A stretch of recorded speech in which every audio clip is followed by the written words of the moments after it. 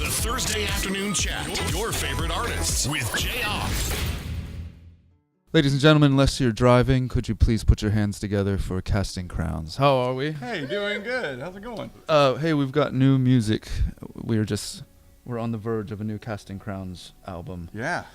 Have you even lost track of how many were on here? 10? I don't know. Is it 8, 9, 8 or 9? 10? I think everyone should go out and buy 4, 5, 6, all 7? of them and then count them and let us know how many there are. Let's actually lead off with the new song Only Jesus, if you could walk me up. Yeah. Well, at the time, I was talking with Matthew West about the word legacy because it had come up in a song on our last record, a song called Loving My Jesus, and let the fact that I've loved my family, I love Jesus, and let him be the legacy.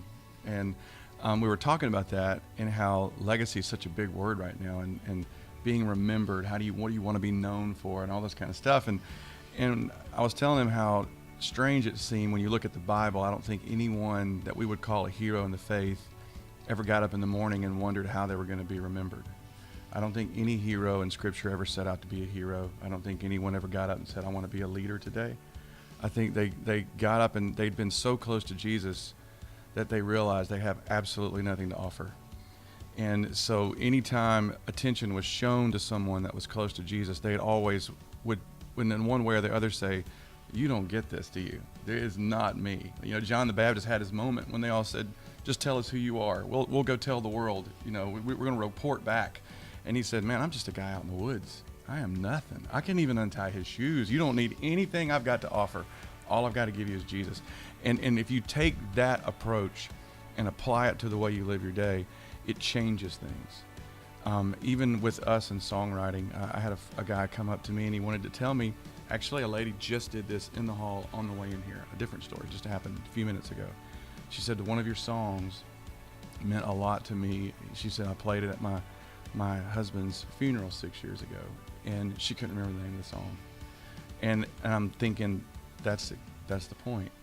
There's songs, there are moments, there are people that stepped into my life all through my walk with God that shaped me and pointed my faith in the right direction and pointed me to Scripture. And they were never the point. They were just pointing to the point. So I want to drive that home with a culture that's very much about how are we going to be known, because there's so many voices, how am I going to be heard, is to realize Jesus is the only thing you've got to offer anyone that they can keep. And that's what the song is about. If you hadn't gone with Casting Crowns, what was number 2 on the list? It was literally the first name. I don't think we turned down anything. Yeah. I remember brainstorming about it. We were like, well, numbers are popular now. The guys have a run. They had band names, but I don't remember think PAX 217? PAX 217. 217, yeah. That's right. For us, though, that was our first choice, but then no one could get it right. So the joke for us would be what we've been called. Like there's cap and gowns, there's Captain Crowns, cast and crowns, casting crowns. Casting crows would be the one that we got the most of because of counting crows. Counting crowns. Oh, that was on the news. Counting crowns, that's like actually kind of heretical if you think about it. We're counting our own crowns. That's the opposite. Does anybody secretly not feel good about the decision, or is it something that's like so ingrained? I've hated it Like for wish you would have picked years. something else. But you've never said it out loud. No, when they trying to first have said it. it, when Mark first said it, I went, I don't know. But I didn't say anything out loud. I just wasn't sure about anything, and I could never make a decision anywhere. I was just like, I don't know. Well, that's kind of like when your kid asks you, were there any names you almost named me? And then when you tell them, they're like, that's terrible. That would have been awful to be named that. So no, I Glad told we went with that one. That's terrible. I recently told I just over the breakfast table said to my kids, do you like your name? All 3 said if I gave them a chance to change it right now, all 3 would change it. And yeah, that every was like, kid does that. Oh. Yeah, every kid does that. Called Michael J. Fox. No. Were you one of those kids that kind of invented his own nickname? Hey, you guys should probably just call me Slade now. Why are they calling you that? That's just a thing. Everybody's calling me that. I'm No, I don't think Razor. anybody's calling you that. Razor. Yeah, my brother did that. It's Yeah, the movie Adam fictional. Sandler where he adopts a Frank- kid. Yeah. Big What do you want to Daddy. go by? Frankenstein? Okay, you And Frankenstein. Okay, yeah. Frankenstein, you got it. So, this one's for you, Mark. It's 65-year-old Mark Hall. like 30 years from now. Yeah. But everybody talks about the negatives of getting old, but what's one thing you're actually excited about when you think about retired 65-year-old Mark Hall? And do you have to be doing music forever as a musician? Well, one thing that's awesome is when I'm 65, I'm not going to have the problem that my dad had, because back then all you had was like Sansa belts, slacks, awful clothes. But now you got Eddie Bauer, you got Ralph Lauren, you got khakis, man. You don't have to worry about clothes. You can just hop off the fashion bus anytime you want, Right. and you're still going to look good. So that's good. That's a shallow answer. So let me give you a slightly deeper level. Yeah. Would be,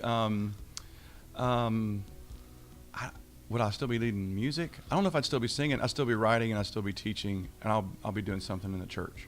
So if your voice goes after a while and you can't, but I don't see any foreseeable time or reason to not do Casting Crowns. Yeah. So really, pretty much just until the wheels fall off and Right. these guys bail. Right.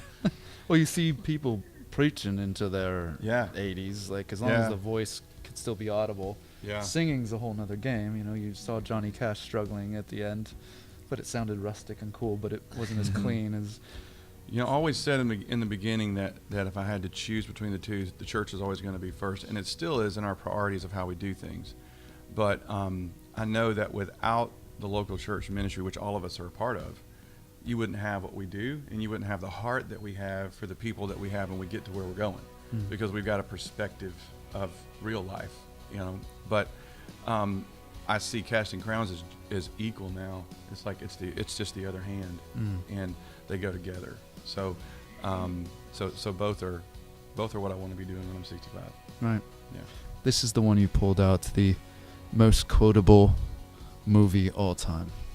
The most quotable. Wow. That's because I feel like I have to answer this in two bits, because there's what everybody would consider the most quotable movie, because you got people quote The Godfather, so give him an offer he can't refuse. Elf. I is knew a it big was one. you, Fredo. Thanks. I love Smiling. Smiling's my favorite. But then there's the movies that we quote the most that are actually kind of obscure. There's one called Mystery Men. It's like a 90s Ben Stiller. Ben Stiller movie Yeah. about the second-rate superheroes, and we quote that constantly. You're welcome. Yeah. What's up, Tiger Lily? Well, I am a ticking time bomb of fury. See, you have no We're idea gonna what start this is, but yeah. Dumb and Dumber, Napoleon Dynamite. Let's Yeah. probably get. Way Ooh, back. You Oh, feel yeah. bad Nacho- for Nacho saying Libre? that's what you quote, but The that is early what you- days of Crowns, it used to be Princess Bride. Oh yeah. Princess We quoted Bride. all the time. Every time we left Inconceivable. each other, it was Princess Bride was. Yeah. Yeah.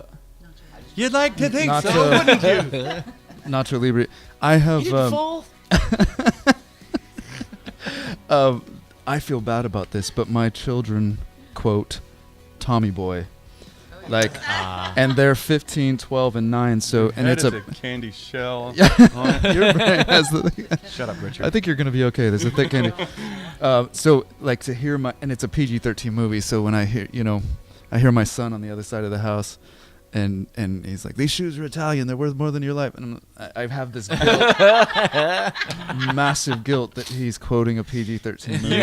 Usually a parent that is good in our church culture will always go TV version. Yeah. We saw it on TBS. Yes, we, Sky Angel or what? Yeah. Fed Angel. Yeah. Nice. That's great. It's now part of their language, though. It's they.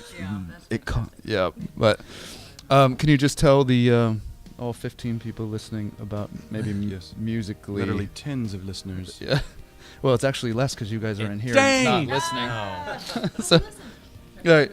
Just a musical style of this. What do you guys? What's the vein of the new album?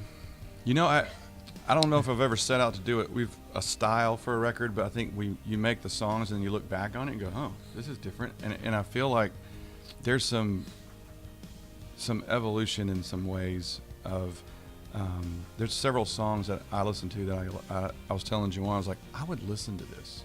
Like, I like it, all of it. I've never not liked it, but Yeah. I mean, it's just, there's some of the songs that I get to do I'm doing a little bit more of how I feel it. Like, there's a song on the old record called Why Am I Still Standing Here?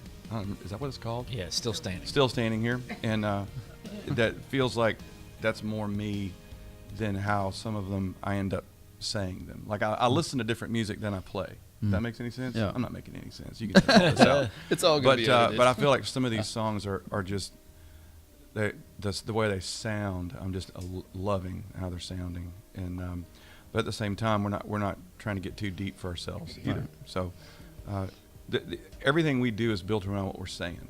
So the song is the plate that the meat is served on, and the moment the plate becomes the point, you just got a plate shop and everybody's starving.